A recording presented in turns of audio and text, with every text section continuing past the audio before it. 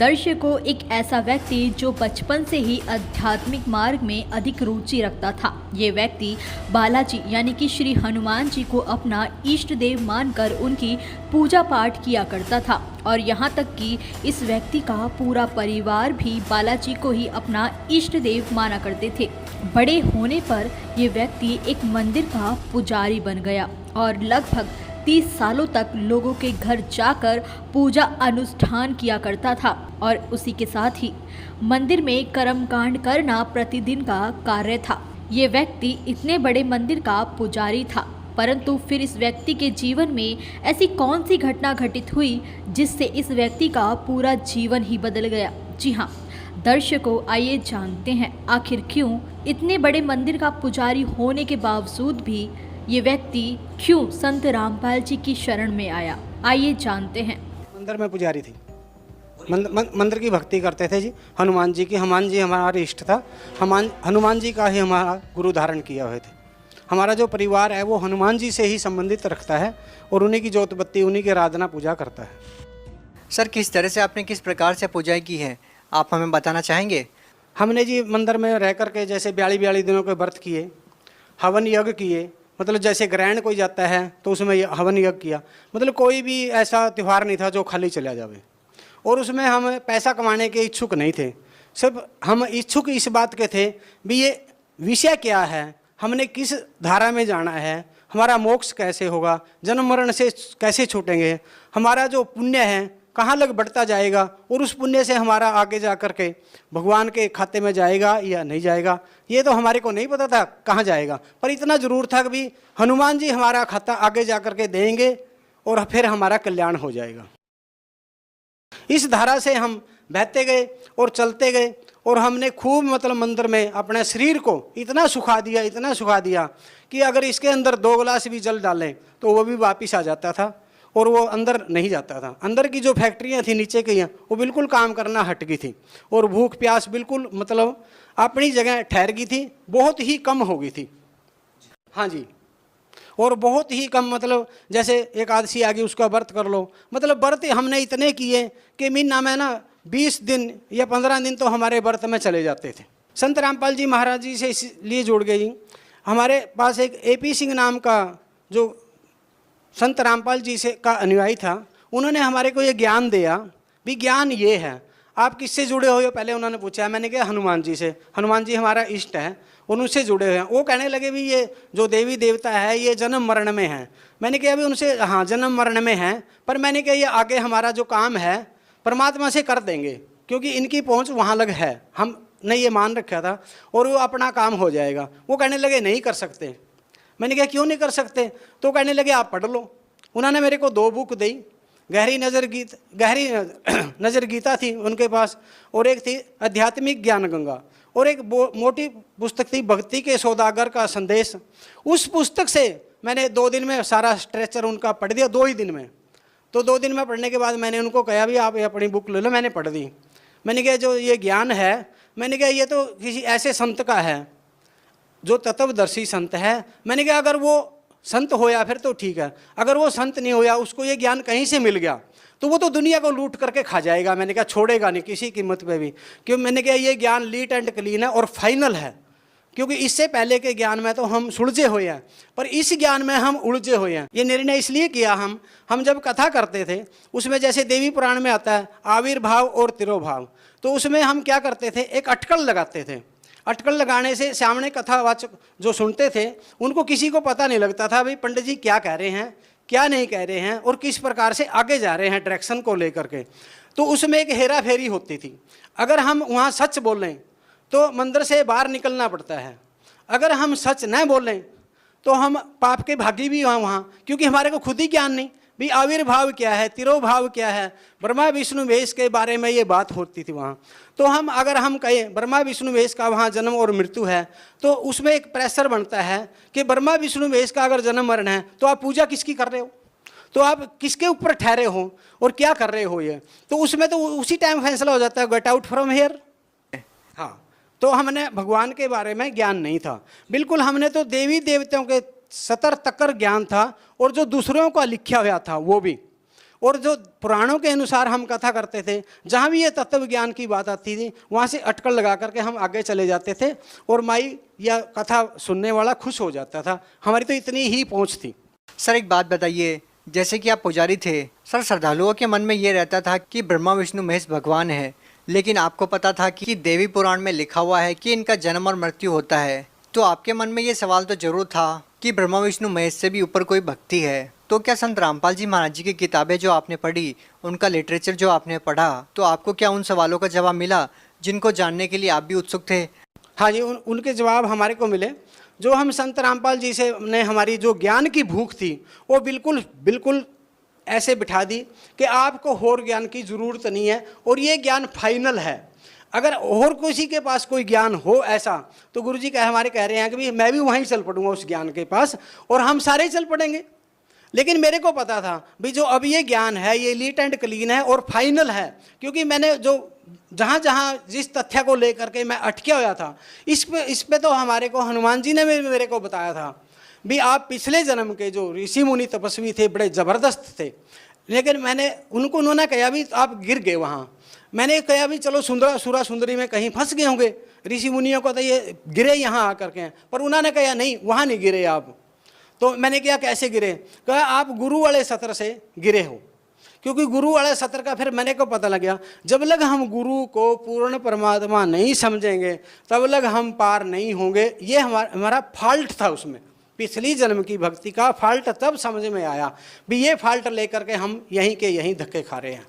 तो जब हम गुरुजियों के पास इसी हिसाब से रहे और उसके बाद में मैंने तो ये इच्छा ही नहीं थी मैं नामदान लेऊँ, लेकिन गुरुजियों ने मेरे को नामदान दिया ज़बरदस्ती।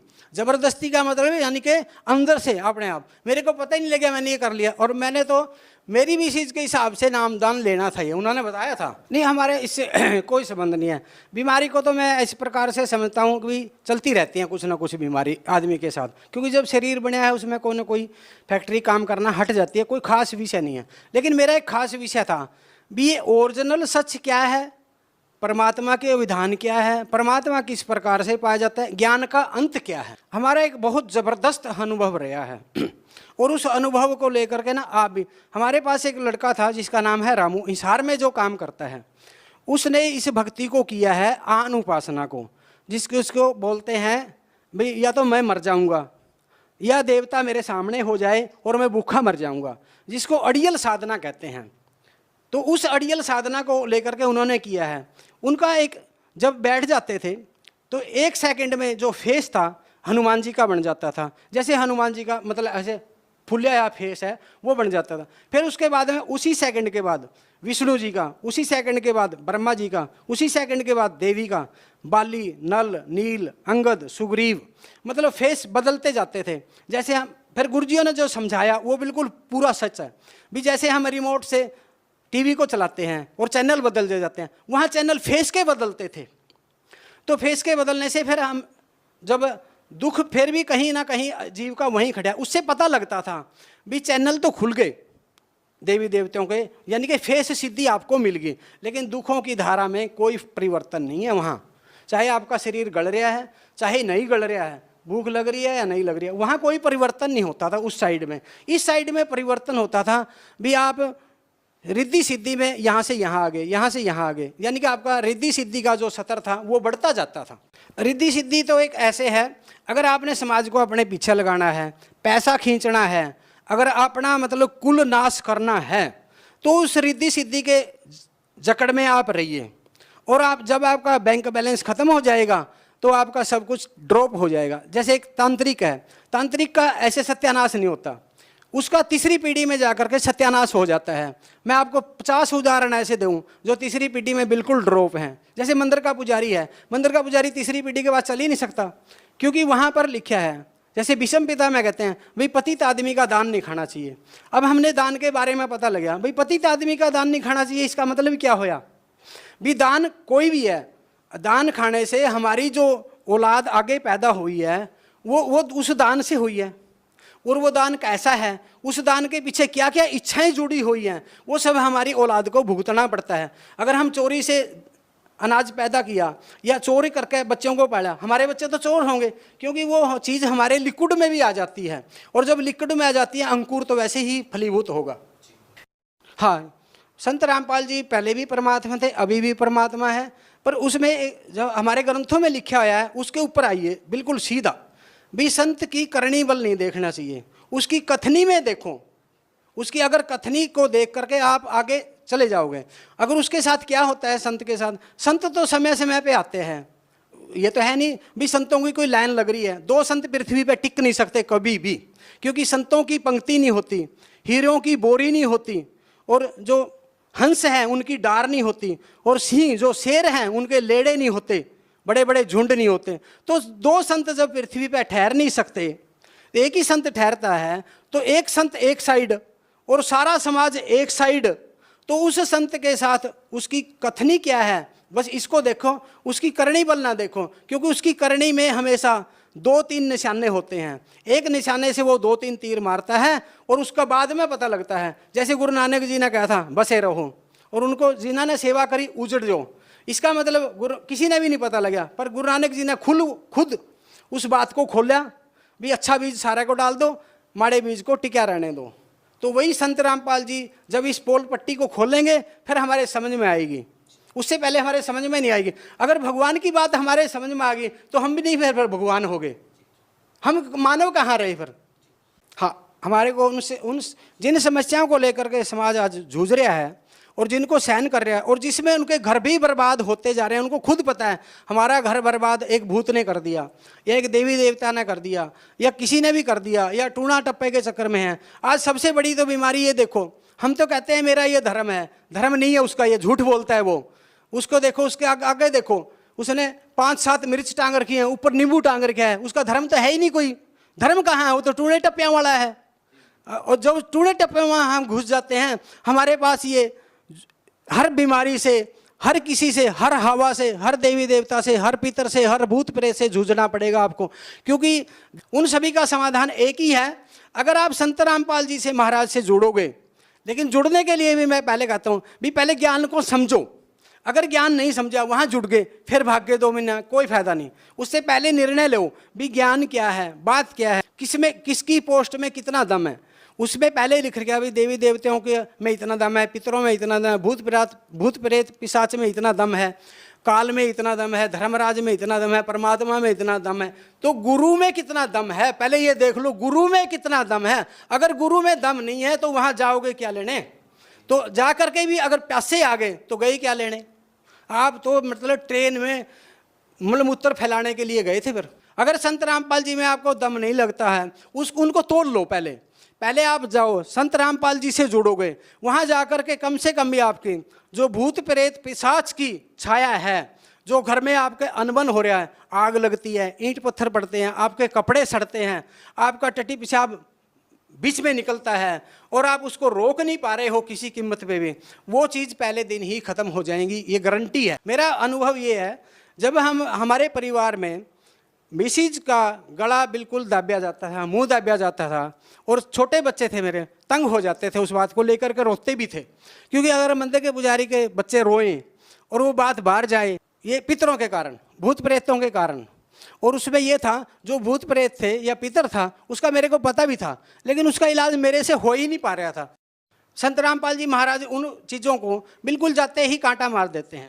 हमारी पत्नी का ये अनुभव रहा कि जो वो चीज़ थी जिसको पितर प्रेत कह लो, वो अंदर बैठ गई थी बिल्कुल उड़िए। पर मैंने उनको बुक जरूर पढ़वा दी थी सारी। मैंने कहा 5-5, 7-7 पेज करके पढ़ो इनको और इसमें देख लो, अगर जैसे तो ठीक है, नहीं छोड़ दो। उन्होंने सारी बुक पढ़ी, उन्होंने अपने आप कह दिया कि अब मेरे पास कोई चारा नहीं है, और मैं संत रामपाल जी के पास मैंने ले चल। मैंने कहा भाई सोच ले, पर ले चलेंगे, पीछे नहीं हटेंगे, पीछे नहीं हटने देंगे, जो मर्जी हो जाए, मैं तो हटूंगा नहीं। तो उन्होंने कहा ठीक है, पीछे नहीं हटेंगे।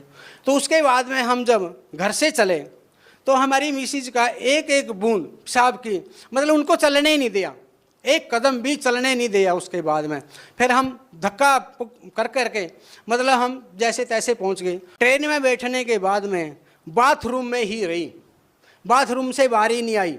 और हम जाकर के जाखल उतरे, जाखल का रास्ता पैसेंजर के अंदर 2 घंटों का 3 घंटों का रास्ता है वो 2.5 का, तो उसके अंदर 3 घंटे बिल्कुल वहीं रहे लेटरिन बाथरूम में ट्रेन में। तो उसके बाद में मेरे को कहने लगे भी तू दवाई लिया। मैंने कहा दवाई तो काम नहीं करेगी।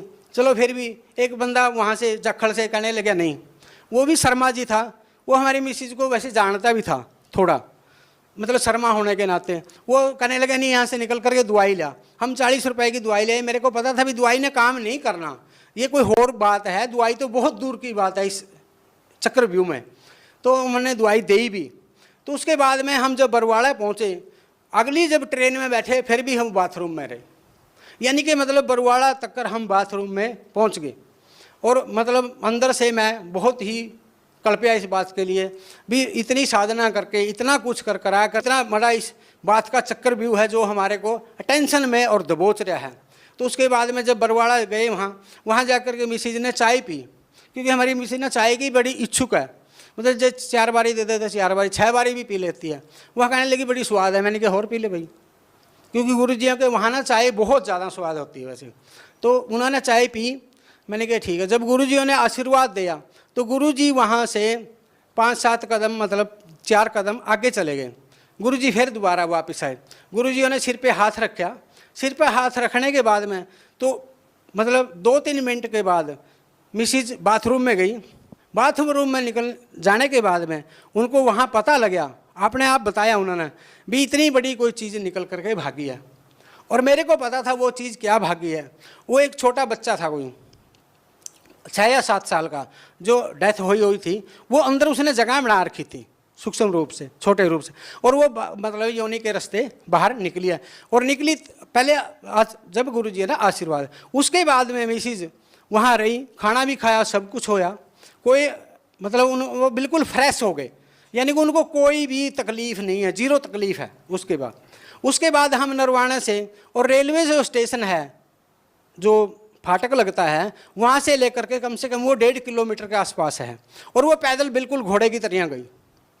तो बच्ची भी हमारे कहने लगी कि मम्मी अब कहाँ गई तकलीफ, अब कहाँ गई है। कि मैं मतलब अब घोड़े की तरह चल रहे हो, और पहले 1 कदम भी नहीं चल सकते थे। उसके बाद में हमने ये अनुभव वहीं लिया, ये अनुभव वहीं है। फिर हमारे को पता लगे अभी जो देवी देवता क्या है, पितर क्या है, भूत प्रेत क्या है। लेकिन जिस घर में भी ये भूत प्रेत पिशाच हैं, उस घर में ये एक ही बात करते हैं कि जनानी को या बंदे को यूज करते हैं ये बुरी तरह।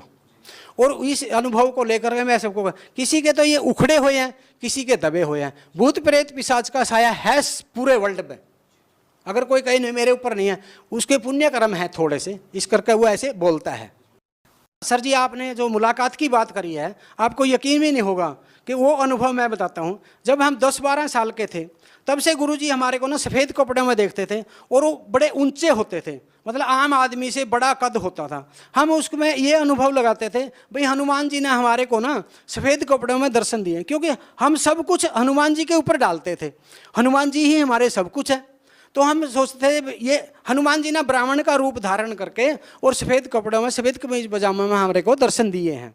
हाँ, हम यकीन के साथ कह सकते हैं, क्योंकि वो चेहरा मिलता था जो आज गुरुजियों का चेहरा है, जो संत रामपाल जी का चेहरा है, जो परमात्मा का वो चेहरा है, वो वहाँ से मिलता था। और मिलने के बाद में हमारे को पता लगा भाई ये चेहरा था वो जो हमारे को दर्शन देता था। और वही मिसिज ने बताया, क्योंकि भाई ये चेहरा है वो। सबसे बढ़िया अनुभव हमारा ये रहा कि जब संत रामपाल जी किसी को भी आशीर्वाद देते हैं, मतलब एक से नहीं सबसे, कि वो बिल्कुल ही एक तो बिल्कुल नीट एंड क्लीन होकर के फ्रेश हो जाता है, कि वो उसका जो शरीर है बिल्कुल हल्का हो जाता है अंदर से। पहली मुलाकात में हमारे संत रामपाल जी महाराज से, यानी कि परमात्मा से मेरी ये बात हुई भी परमात्मा ये काम सबसे कठिन है और ये करना भी औखा है, इस पर चल पाएंगे या नहीं चल पाएंगे। तो परमात्मा ने मेरे को जवाब दिया भी ये शेर की और हाथी की लड़ाई है, जीतेगा शेर, डटा रहा। तो तब हमने कहा भी, क्योंकि हमने पहले इसको देख रखा था पिछले अनुभवों से भी, ये तीर तपक तलवार कटारी इनसे औखा है, अगर ये तो सहन कर जाएगा, क्योंकि शब्द को सहन नहीं कर सकता बंदा, और इसमें शब्द सुनने पड़ते हैं इस लाइन में। तो इस लाइन में शब्द सुनने के बाद में आदमी का सतर कभी भी गिर सकता है, क्योंकि हमारे ऋषि मुनि तपस्वियों का अगर अनुभव देखें तो गिरे हैं। हमारा इस बारे में ये अनुभव है कि हमारे देवी देवताओं से कोई ऐसी देव देवता नहीं है जिससे हमारी बात ना हुई हो और खुल कर के बात हुई है। अगर आप हमारे ऊपर विश्वास करते हो, इस अनुभव के ऊपर विश्वास करते हो, भी देवी देवता बात करते हैं या नहीं करते, आपने ये विश्वास करना होगा। आप अपनी साधना को लेकर के देखिए और पिछलों की साधना को मिला करके देखिए कि देवी देवता तो आपके सामने हो जाएंगे। ये कोई दूर नहीं है जीव से, ये तो बहुत ही नज़दीक का मामला है। जैसे हम रेलवे स्टेशन पे जाते हैं, रेलवे स्टेशन से जो बाहर दुकानें लगी हैं वो क्या आपके लिए औखी हैं? कोई औखी नहीं, वो सब दिख तो रही हैं आपको। इसी प्रकार से परमात्मा के लोक से ये तो बहुत नीचे की दुकानें हैं सारी, और इनसे बात करना ये वो कोई औखा काम नहीं है। औखा काम तो सिर्फ आपका ये है भी इन ग्रंथों पे विश्वास करना। अगर आप ग्रंथ के ऊपर डट गए, पहले ग्रंथ पे डटो, फिर संत रामपाल जी पे डटोगे। मैं भगत समाज को प्रार्थना करना चाहता हूँ, संदेश तो संत रामपाल जी ने इतना दे दिया कि कोई ऐसा कोना नहीं छोड़ा जहाँ संदेश ना पहुँचा हो। लेकिन यहाँ पर मैं ये कहना चाहता हूँ समाज को, भाई बार बार यहाँ कुछ ना कुछ घटना हर रोज़ वापर रही है संत रामपाल जी के प्रति या उनके अनुयायियों के प्रति। मतलब अनुयायी भी जैसे तैसे कर करके प्रचार कर रहे हैं, संत रामपाल जी तो है ही प्रचारक। तो उसमें सबसे पहले हमने ये देखना चाहिए भी ये कहना क्या चाहते हैं, कह क्या रहे हैं। 80 रुपए की बुक हमारी छपती है, हम 20 रुपए में उसको दे रहे हैं।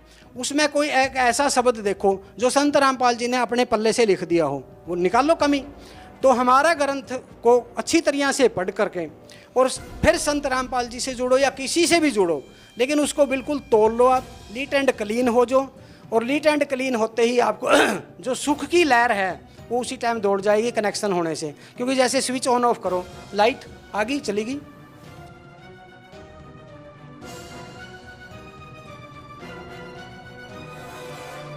तो दर्शकों, आज की वीडियो में सिर्फ इतना ही। फिर मिलते हैं एक और नई वीडियो के साथ। दर्शकों, इस वीडियो के बारे में आपकी क्या राय है हमें कमेंट बॉक्स में ज़रूर बताइए। अगर आपको ये वीडियो अच्छी लगी हो तो वीडियो को लाइक ज़रूर कीजिए। अगर आप चैनल पर नए हैं तो चैनल को सब्सक्राइब करके ऑल नोटिफिकेशन को भी ऑन कर लीजिए, जिससे आपको हमारी हर नई वीडियो की नोटिफिकेशन मिलती रहे सबसे पहले। धन्यवाद।